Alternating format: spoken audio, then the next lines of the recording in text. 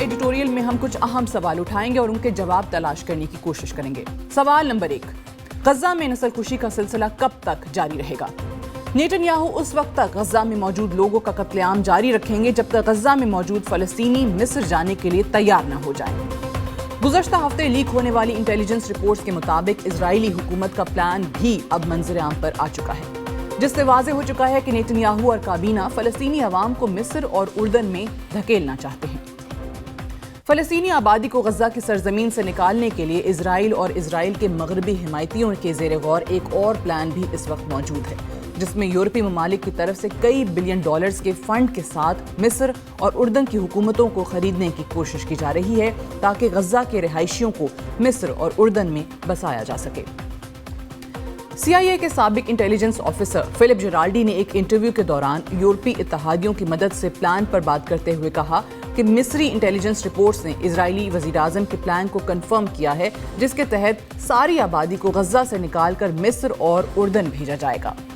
سوال نمبر 2، ہزاروں معصوم لوگوں کے قتل عام اور کھلے عام ایتھنک کلینزنگ کے عمل کے باوجود برطانیہ، یورپ اور عرب ممالک سے اس طرح کا رد عمل نہیں آ رہا جس طرح توقع کی جا رہی تھی۔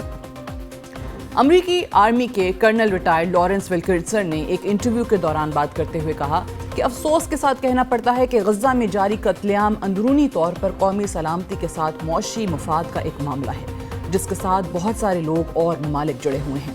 آج اسرائیل یہ نہ کر رہا ہوتا تو ہمارے پالیسی میکرز اس کو کسی اور انداز میں انجام دے رہے ہوتے اور ہمیں کسی دہشت گردی کی جنگ کا سہارا لینا پڑتا، اور وہ سب کچھ ہو رہا ہوتا جیسا کہ 9/11 کے واقعات کے بعد ہوا تھا۔ یہ حیران کن بات لگتی ہے، مگر میں نے ایسا بہت سارے لوگوں سے سنا ہے۔ یہاں پر آپ کے ریکارڈ کے لیے صرف اتنا اضافہ کرنا چاہوں گی کہ غزہ کی سمندری حدود میں $500 بلین سے زائد کے انرجی ذخائر موجود ہیں، جس سے یورپ کئی سال تک مستفید ہو سکتا ہے۔ سوال نمبر 3، کیا کبھی ایسا ہو سکتا ہے کہ مکمل قتل عام یا ایتھنک کلینزنگ کے عمل کے بغیر نیتن یاہو کسی جگہ پر رکے گا اور جنگ میں فتح کا اعلان کرے گا؟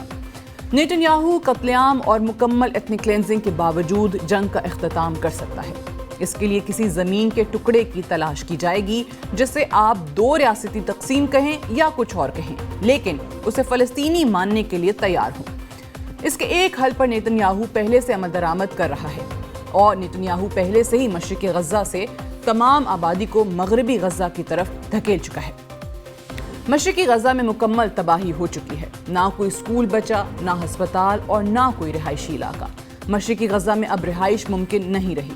اس وقت اسرائیل اور مغربی غزہ کے درمیان ایک بفر زون بن چکا ہے، جس میں اسرائیلی افواج موجود ہیں، اور بہت سارے امریکی تجزیہ کار اس کو ایک تجویز کے طور پر پیش کر چکے ہیں۔ سوال نمبر 4، غزہ کی جنگ میں کیا کوئی اخلاقی جواز بچا ہے؟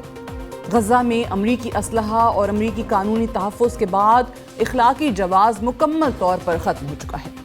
ہم دیکھ چکے ہیں کہ گزشتہ روز امریکہ نے ایک بار پھر اقوام متحدہ کی سلامتی کونسل میں جنگ بندی کی قرارداد کو ویٹو کر کے عالمی ادارے کو مکمل طور پر بے بس اور ناکارہ بنا دیا ہے۔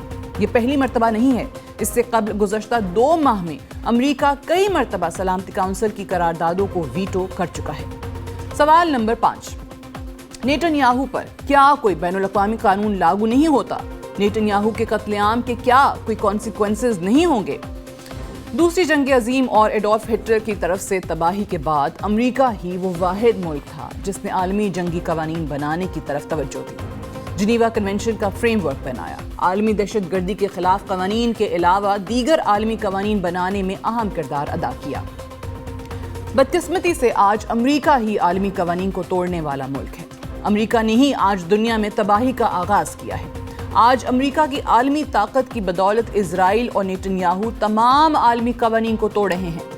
آج کے اس ایڈیٹوریل کو ہم اس نقطے پر کنکلوڈ کرتے ہیں کہ عالمی جنگی قوانین کو بنانے والا ملک امریکہ ہے۔ امریکہ جب عالمی قوانین کو توڑے گا تو کون پوچھے گا؟